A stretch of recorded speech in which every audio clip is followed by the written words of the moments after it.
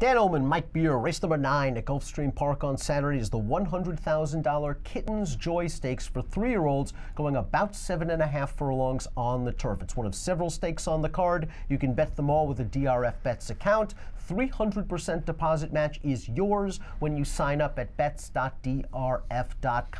Let's meet the field for the Kitten's Joy, and the odds-on favorite on the morning line is the number 9 Henley's Joy by Kitten's Joy, who won the pulpit last time out, beating 3 of these common rivals. This horse just showed ability from day one. We were impressed with his debut at Ellis, where he had all kinds of trouble. He came back to win the Kentucky Downs Juvenile. He's only had one stinkeroo, and that was over a boggy racetrack in the Breeders' Cup Juvenile turf. He did have a very nice trip last time out, and that might not be available from post 9. Yeah, we'll see what kind of trip he gets. I don't know that he needs, a perfect one to beat this field. It just sort of feels like, based on what he's done so far, and listen, I'm over the Breeders' Cup at this point. He didn't run well in that race.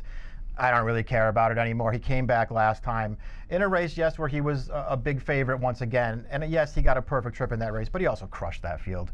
I don't know if it's going to be that much different. I don't see that this field turns out to be that much stronger than the one he just beat.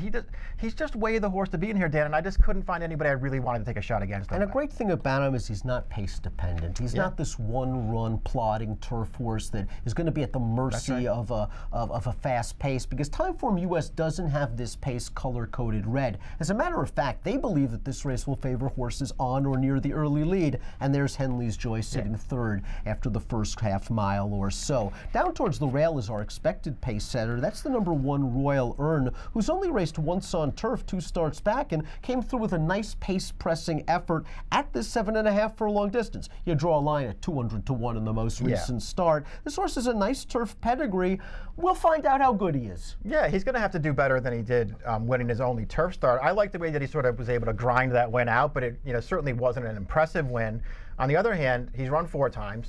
Twice they've run him in, let's call them, reasonable spots, and he won both of those races. There's nothing wrong with this horse. And in that turf race, he beat a couple of next out winners. The number 6 up close in the pace projector, Bourbon in May, going out for Todd Pletcher. This horse looked good coming from off the pace most recently on December the 1st at Gulfstream Park. That was a pretty fast pace, though, that he rallied into. I think he had all the best of it from a pace standpoint, and that race has not come back strong just yet. I don't think he beat the greatest field in the world. Obviously, the race didn't come back fast either, but I sort of look at this horse and watch his first 2 career starts and feel like there's something there with this horse. I think this horse can run a little bit. They sprinted him at Keeneland first time out in soft turf. I actually felt like he ran really well in there to be second. He didn't have any speed, but he was running at the end. He won relatively easily last time, even with the pace maybe in his favor. He's got a huge pedigree for Pletcher. This horse is going to run better in this race. Number 3, Moon Colony, goes out for Mark Cassey, and this horse has got a big pedigree.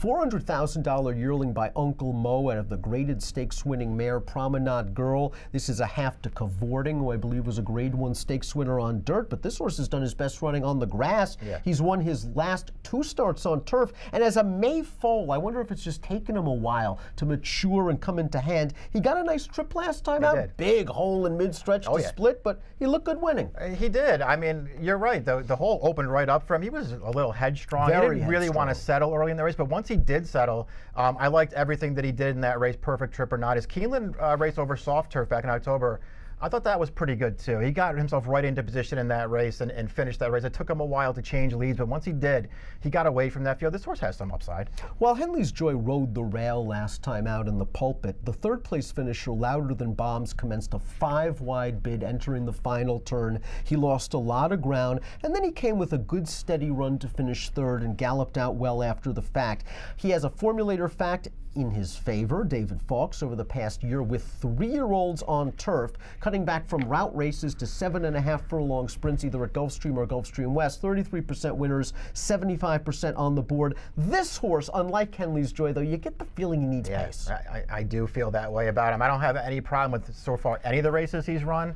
I just wonder if he's not a little bit pace dependent, and I also sort of wonder how much better does it get for this horse from here. I feel like he's pretty good. I just don't know that he has a ton of upside. I think the 8 Dakota's Dude could very well be the key to this race, because Timeform US doesn't have this pace being fast. I think Dakota's Dude, if that's the case, maybe he tries to grab the lead under Nick Juarez. 2 starts back, this turf, this track, he pressed some fast pace according to Timeform US. They color-coded those fractions red, and he was very game to hold off a next-out stakes placed horse, a horse that came back with a 72 buyer. Perhaps most notably, he's been privately purchased by Michael Dubb and Jason Service. These are very strong connections. Dakota's due. That 70 buyer from 2 starts back, he's obviously has to improve, but you know something? Maybe he gets to the front. Yeah, it'll be interesting. I think they should do that. I think they should try and make the front with him in this race.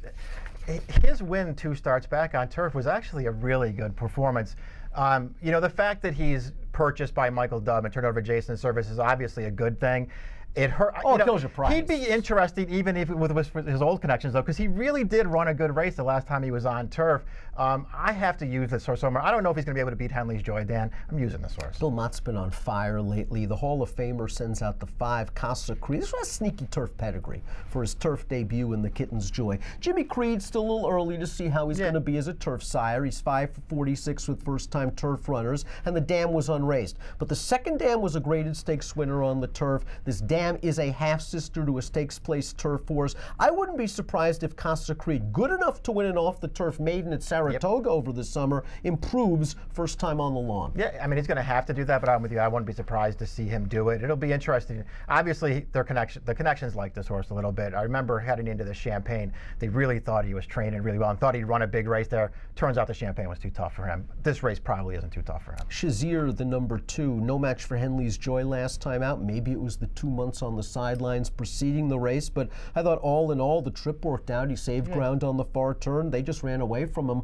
when it was go time. Yeah, I mean, so far his last 2 races in particular, when they've bumped him up in class, just hasn't really classed up with those kinds of horses. So we'll see if he can do it in this spot. Sterling Drive didn't break very well last time out in the pulpit. He was listed, though, as a vet scratch a couple of weeks ago, December the 22nd. Stakes winner against fellow Florida breds 2 starts back. Again, another horse that needs to run faster. Yeah, he just has to get better. He was no match for Louder Than Bombs last September, no match for Royal Earn after that. Let's take a look at our top pick for the Kitten's Joy Stakes. No surprise, the horse they're all going to have to down is the number 9, Henley's Joy. He's 3 to 5. I wouldn't say he's the strongest single in the world, though. I think a lot of folks will single. I'll put most of my eggs in his basket, but you use another backup, maybe. Yeah, I'm not really against this horse. If I use anybody else, I'm using Pletcher's horse, the 6 Bourbon and Maine. I'll use that Service horse. 9, 6, 8, and 3 for Mike, 9, 7, 3, 2 for me, and the $100,000 Kitten's Joy Stakes. It's carded as race number 9. You can bet this entire Gulfstream Saturday afternoon card